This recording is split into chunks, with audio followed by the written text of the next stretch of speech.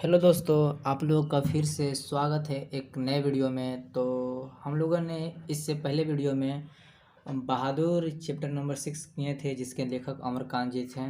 तो ये इसको हम लोग पूरा कवर नहीं कर पाए थे, तो यह पार्ट 2 है। अगर आप लोगों ने इससे पहले पार्ट 1 नहीं देखे हैं तो आप लोग प्लेलिस्ट में जा करके देख सकते हैं। प्लेलिस्ट में जाइएगा, संपूर्ण हिंदी करके प्लेलिस्ट बना हुआ, उसमें मिल जाएगा। तो चलिए हम लोग उसी कहानी को पूरा कंटिन्यू करते हैं। तो हम लोग इधर देख चुके थे, तो आगे की ओर बढ़ते हैं। तो यहाँ पे देखिए, नीचे से हम लोग यहाँ से आज पढ़ना स्टार्ट करेंगे। आगे है, दिन मज़े में बीतने लगे। यानी कि जब बहादुर उनके घर में आ गया था तो सबका दिन बहुत ही मज़ा से गुजरने लगा था। और दिन गुजरा तो बरसात आ गई थी, पानी रुकता था और बरसता था। मैं अपने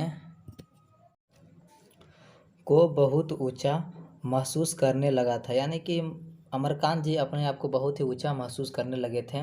अपने परिवार और संबंधियों के बड़प्पन तथा शान बान पर मुझे सदा गर्व रहा। यानी कि उनके आने से इन्हें बहुत ही गर्व होने लगा था। अब मैं मोहल्ले के लोगों को पहले से भी तुच्छ समझने लगा। यानी कि बहुत ही छोटा समझने लगा मोहल्ले में सभी को। मैं किसी से सीधे बात नहीं करता था। यानी कि जब बहादुर उसका घर में आया था तो ये मोहल्ले वालों से काफ़ी अपने आप को बड़ा समझते थे और उन्हें तुच्छ समझते थे, और उससे सीधे मुँह बात नहीं करते थे। किसी की और ठीक से देखता भी नहीं था। यानी कि उसमें अपने आप में घमंड आ गया था। दूसरे के बच्चे को मामूली से शरारत पर डांट डपट देता।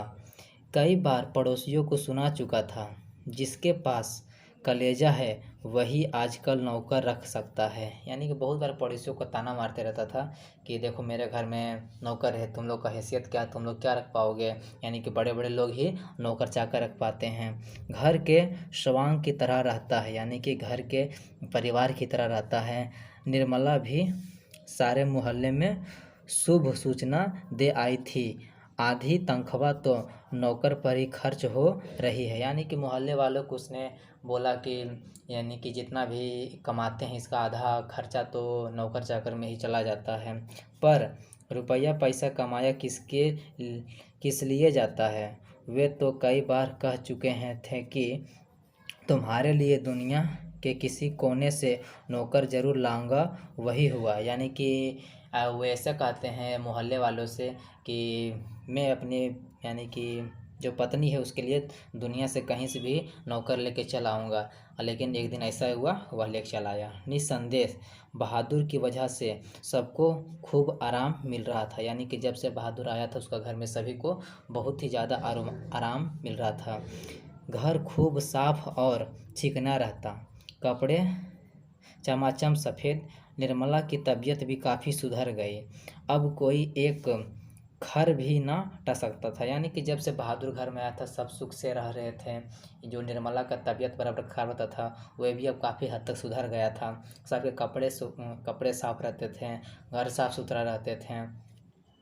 किसी को मामूली काम करना होता तो वह बहादुर को आवाज़ देता। यानी कि कोई भी छोटा सा भी काम होता तो तुरंत बहादुर का नाम लिया जाता था।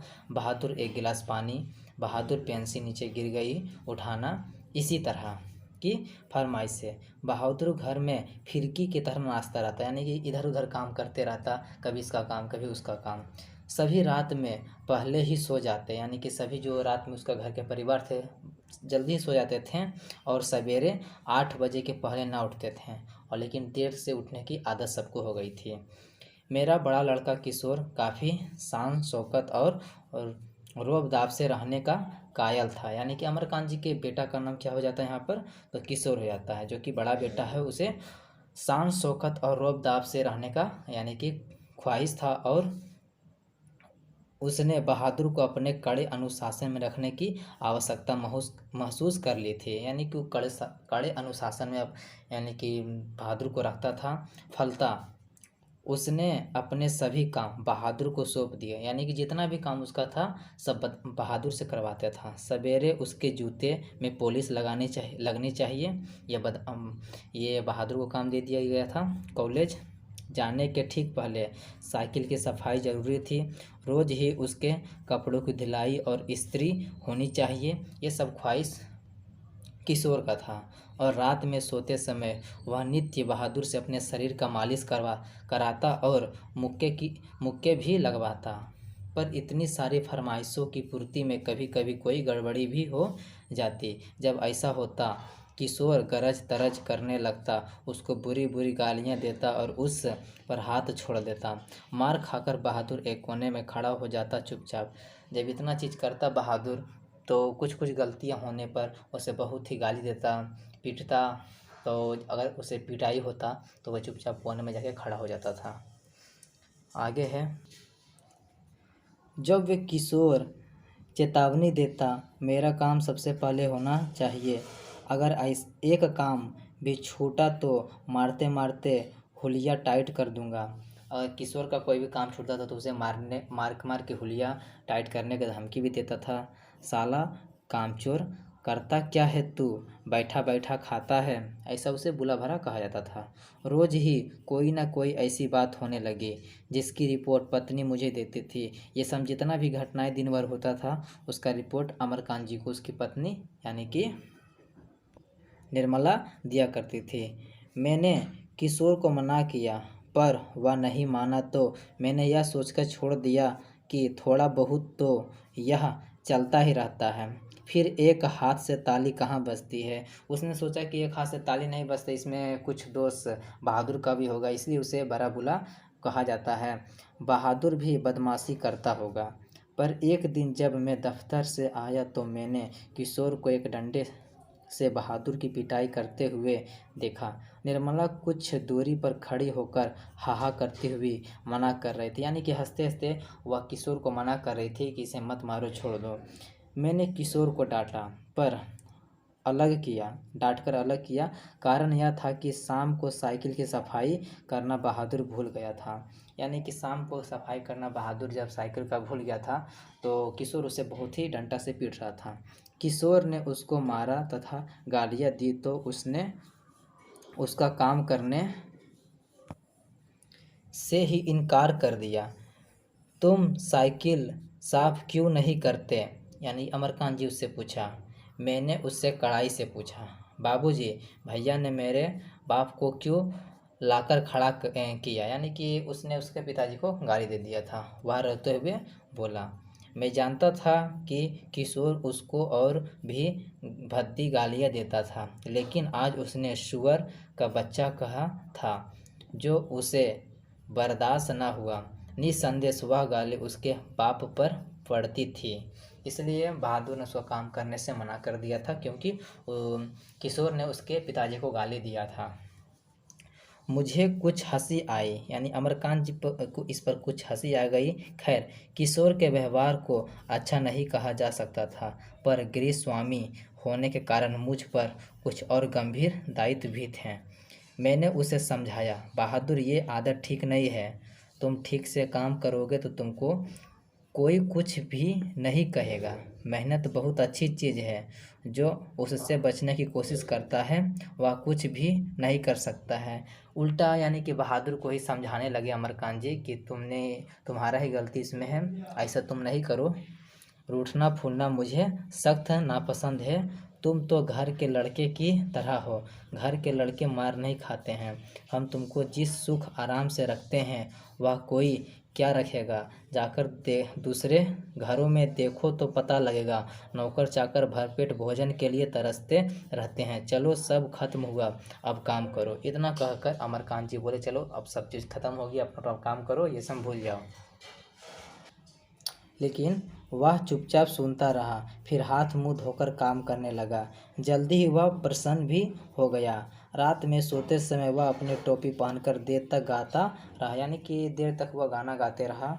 लेकिन कुछ दिनों बाद एक और भी गड़बड़ी शुरू हुई। निर्मला बहुत पतली पतली रोटियां सेकती थी, यानी कि जो उसको पत्नी थी बहुत ही पतली पतली रोटियां सेकती थी, इसलिए वह रोटी बनाने का काम कभी भी बहादुर से नहीं लेती थी, क्योंकि रोटी को अगर बहादुर बनाता तो वो मोटा मोटा बना देता, इसलिए वह बहादुर से रोटी बनाने का काम नहीं दिया था। लेकिन मोहल्ले की किसी औरत ने उसे यह सिखा दिया कि परिवार के लिए रोटियां बनाने के बाद वह बहादुर से कहे कि वह अपने रोटी खुद बना लिया करे, नहीं तो नौकर चाकर की आदतें खराब हो जाती है, महीन खाने से उनकी आदत बिगड़ जाती है। यानी कि निर्मला जी को उसका कोई पड़ोसी उसे भड़का दिया था कि ऐसा करने से, यानी कि खुद से खाना बना कर दोगे तो नौकर चाकर का मन बढ़ जाता है। तो इससे निर्मला उसका बात में आ गई। यह बात निर्मला को जच गई थी और रात में उसने ऐसा ही प्रयोग किया। वह अपनी रोटियां बनाकर चौके में से उठ गई। बहादुर का मुंह उतर गया। जब बहादुर ने ऐसा देखा तो उसका मुंह उतर गया। वह चूल्हे के पास सिर झुकाकर चुपचाप खड़ा रहा। क्या हो गया रे? निर्मला ने पूछा। निर्मला ने उससे पूछा, क्या हो गया तुम्हें? वह कुछ नहीं बोला। चल चुपचाप बना अपनी रोटियां। निर्मला ने फिर उससे बोला, चलो चुपचाप अपना रोटी तुम बना लो। तू सोचता है कि मैं तुझे पतली पतली नरम नरम रोटियां सेक कर खिलाऊं? यानी कि वे बहादुर से बोल रहा है निर्मला कि तुम सोचते हो कि मैं तुम्हें पतला पतली और नरम नरम रोटियां बना के खिलाऊं? तू कोई घर का लड़का है क्या? नौकर चाकर तो अपना बना कर खाते। उसने उसे बताया, बहादुर को बोला कि नौकर चाकर खुद से बना खाता है, तुम भी बना के खाओ। खाते ही रहते हैं। तीता तो इसको इसलिए लग रहा है कि सारे घर के लिए मैंने रोटियां बनाई, इनको अलग करके इनके साथ भेद क्यों किया? वाह रे, इसके पेट में तो लंबी दाढ़ी। समझ जा, रोटियां नहीं सेकेगा तो भूखा रहेगा। यानी कि निर्मला ने उसे बहुत ही सुनाया, पर बहादुर उसी तरह खड़ा रहा। तो निर्मला का गुस्सा से बुरा हाल हो गया। उसने लपक कर उसके माथे पर 2-3 थप्पड़ जड़ दिए। सुअर कहीं के, इसलिए तुझे किसुअर मारता?